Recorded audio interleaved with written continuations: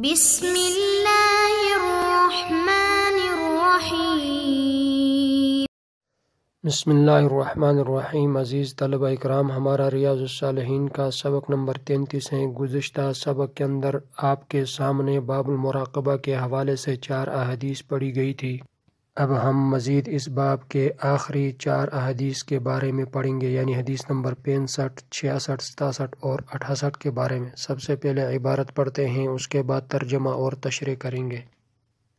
عن ابی ہریرہ رضی اللہ تعالی عنہ انہ سمع النبی صلی اللہ علیہ وسلم یقول ان ثلاثة من بنی اسرائیل ابرص واقرع واعمى اراد الله ان يبتليهم فبعث اليهم ملكا فاتى الابرص فقال اي شيء احب اليك قال لون حسن وجلد حسن ويذهب عني الذي قد قذرني الناس فمسحه فذهب عنه فقذروه واعطي لونا حسنا قال فاي المال احب اليك قال الابل او قال البقر شك الراوي فأعطي ناقة عشراء فقال بارك الله لك فيها فأتى الأقرع فقال أي شيء أحب إليك قال شعر حسن ويذهب عني هذا الذي قذرني الناس فمسحه فذهب عنه وأعطي شعرا حسنا قال فأي المال أحب إليك قال البقر فأعطي بقرة حاملا وقال بارك الله لك فيها فأتى الأعمى فقال أي شيء أحب إليك قال أن يرد الله إلي بصري فأبصر الناس فمسحه فرد الله إليه بصره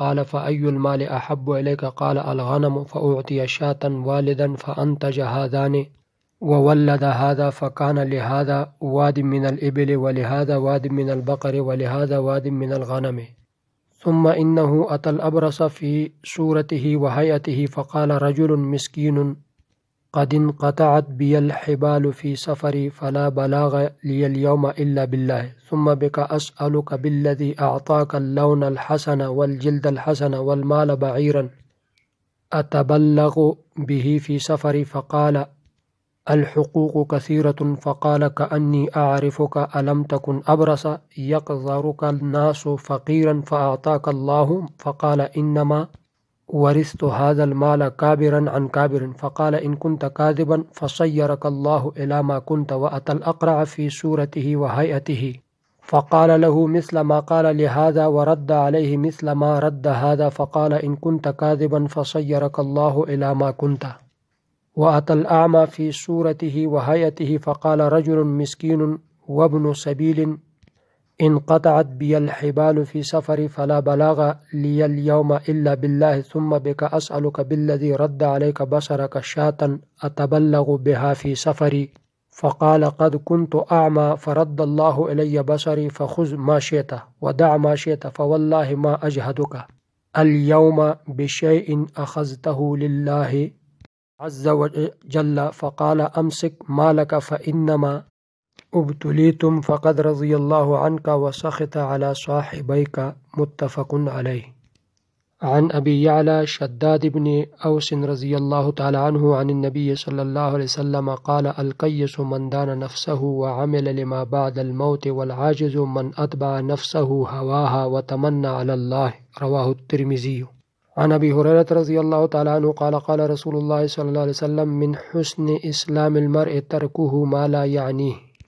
عن عمر عن النبي صلى الله عليه وسلم قال لا يسأل الرجل فيما ضرب امرأته رواه ابو داود۔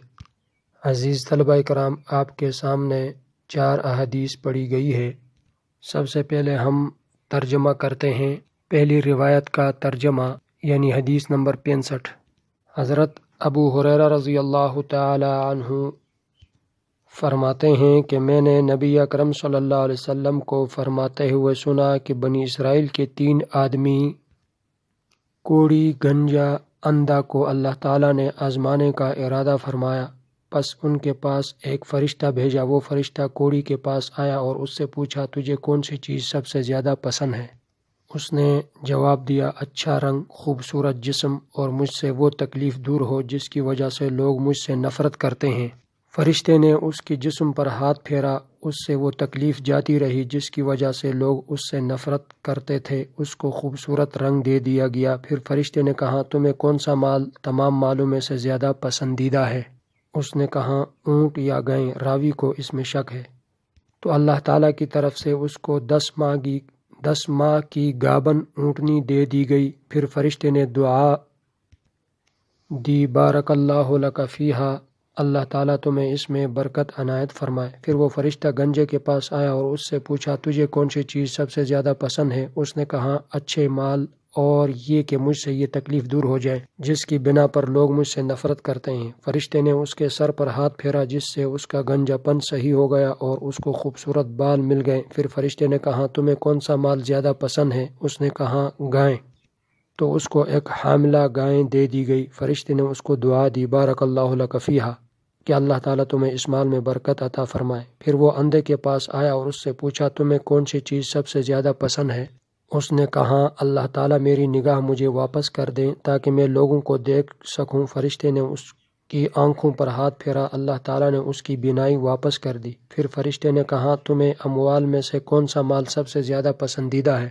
اس نے کہا بکریاں۔ اس کو ایک بچہ جننے والی بکری دے دی گئی، پس اس بکری نے بھی بچے دیے۔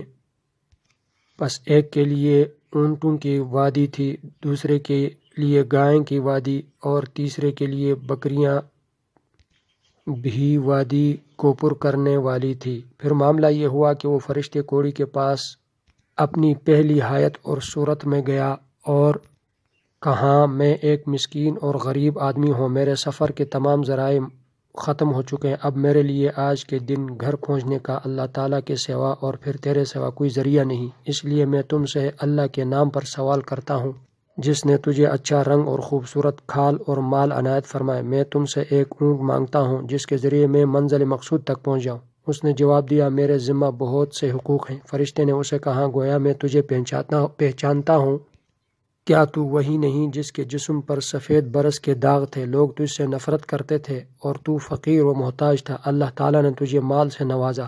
اس نے کہا یہ مال تو میں نے باپ دادا سے وراثت میں پایا ہے۔ فرشتے نے کہا اگر تو جھوٹا ہے تو اللہ تعالیٰ تجھے ویسا ہی کر دے جیسا کہ تو تھا۔ پھر فرشتہ گنجے کے پاس اپنی پہلی صورت میں گیا اور اس نے بھی وہی جواب دیا جو کوڑی نے کہا تھا۔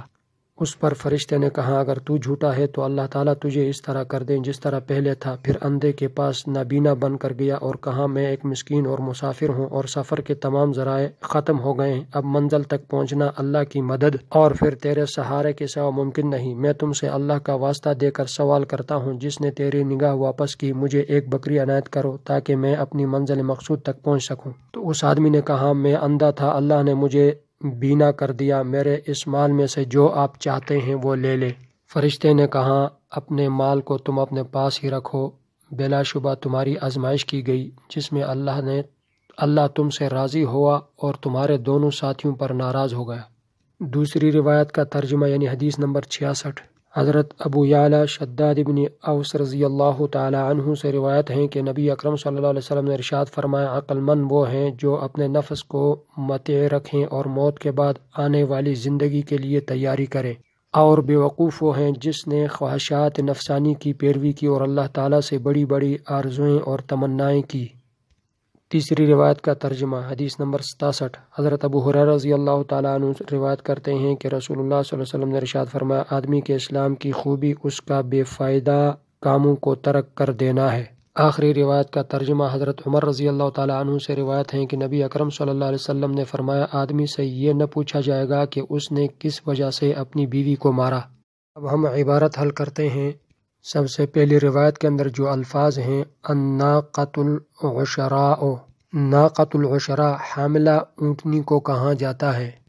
اس کا مطلب یہ ہے کہ اس آدمی کو 10 ماہ کی گابن اونٹنی دے دی گئی۔ انتجا اس کا معنی ہے اس کے بچوں کا مالک بننا۔ الناتج ناتجن اسم فاعل کا صیغہ ہے، اونٹنی کے بچے جنوانے والا، جیسا کہ قابلہ کا لفظ دایا عورت کے لیے بولا جاتا ہے۔ ناتجن مولد قابلتن یہ تینوں الفاظ مترادف معنی واحد ہے، لیکن فرق یہ ہے انسان کے لیے قابلہ کا لفظ استعمال کیا جاتا ہے اور باقی جو 2 الفاظ ہیں یہ حیوانات کے لیے آتے ہیں۔ انقطعت بی الحبال، انقطعت واحد مؤنث غائب کا صیغہ ہے بمعنی منقطع ہونا۔ حبال سے مراد اسباب ہیں، مطلب یہ ہے میرے سفر کے تمام اسباب منقطع ہو چکے۔ لا اجہدک، اجہد واحد متکلم کا صیغہ ہے، معنی ہے میں کسی چیز کی واپسی کی تکلیف نہ دوں گا۔ ولا احمدک، یہ بھی واحد متکلم کا صیغہ ہے، میں تیری تعریف نہ کروں گا کسی ایسی چیز کے ترک پر جس کی تمہیں ضرورت ہے۔ اس روایت کے اندر 3 آدمیوں کا ذکر کیا گیا، ابرص، اقرع اور اعمى۔ ان تینوں کو اللہ تبارک و تعالیٰ نے مال سے آزمایا، بعد میں ان تینوں میں سے ایک کامیاب رہا اور 2 ناکام رہے۔ ان دونوں کی ناکامی کی اصل سبب جو تھا وہ بخل تھا۔ بخل انتہائی قبیح عادت ہیں، یہی وہ عادت ہیں جس نے ان 2 آدمیوں کو انعامات الہی بھولنے اور ان کو پس پش ڈالنے پر آمادہ کیا۔ بخل اور جھوٹ یہ دونوں اللہ تعالیٰ کی ناراضگی کو لازم کرنے والی خصلتیں ہیں، جیسا کہ ابرص اور اقرع کے سلسلے میں یہ واقعہ پیش آیا۔ اس روایت سے یہ ثابت ہوا کہ بنی اسرائیل کے واقعات کو بیان کرنا درست ہے جب تک ہماری شریعت کے کسی حکم کے خلاف نہ ہو، کیونکہ اس کی تاثیر دلوں میں عام نصیحت سے زیادہ ہوتی ہے۔ دوسری روایت کے جو الفاظ ہیں، الکیس، کیس عقل مند کو کہتے ہیں، العاجز، عاجز بمعنی بے وقوف، معنی یہ ہے عقل مند وہ ہیں جو اپنے نفس کے خواہشات پر قابو رکھیں، اور بے وقوف وہ ہیں جس نے خواہشات نفسانی کی پیروی کی ہو۔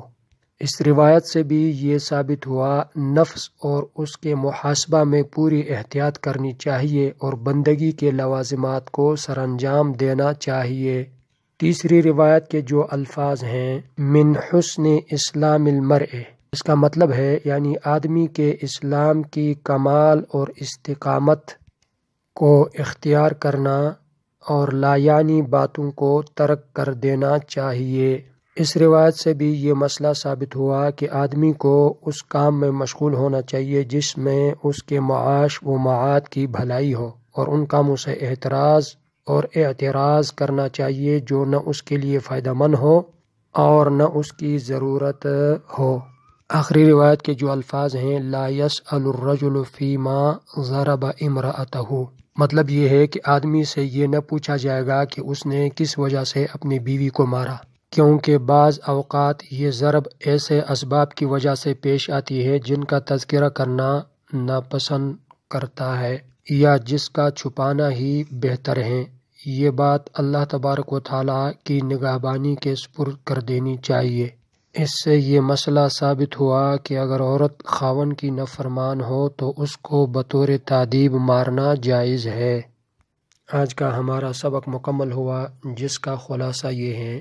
سب سے پہلی روایت کے اندر ہم نے بنی اسرائیل کے ان 3 آدمیوں کا واقعہ پڑھا جن میں سے ایک کامیاب رہا اور 2 ناکام رہے۔ اب ان کی ناکامی کی جو اسباب میں سے سب سے پہلا سبب جو ہے وہ بخل تھا۔ بخل انتہائی قبیح عادت ہیں اور ہمیں بخل سے اجتناب کرنا ضروری ہے، کیونکہ مومن کو صدق سخاوت سے متصف ہونا چاہیے اور اللہ تعالیٰ کے انعامات کا شکریہ قول و عمل سے ادا کرنا چاہیے۔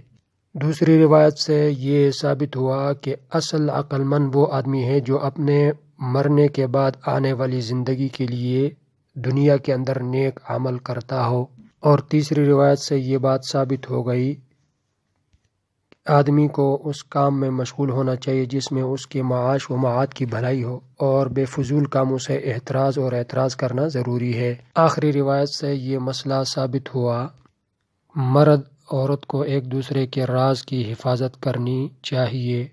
اگلا ہمارا سبق باب التقوی کے بارے میں ہوگا انشاءاللہ تعالی۔ السلام علیکم ورحمۃ اللہ وبرکاتہ۔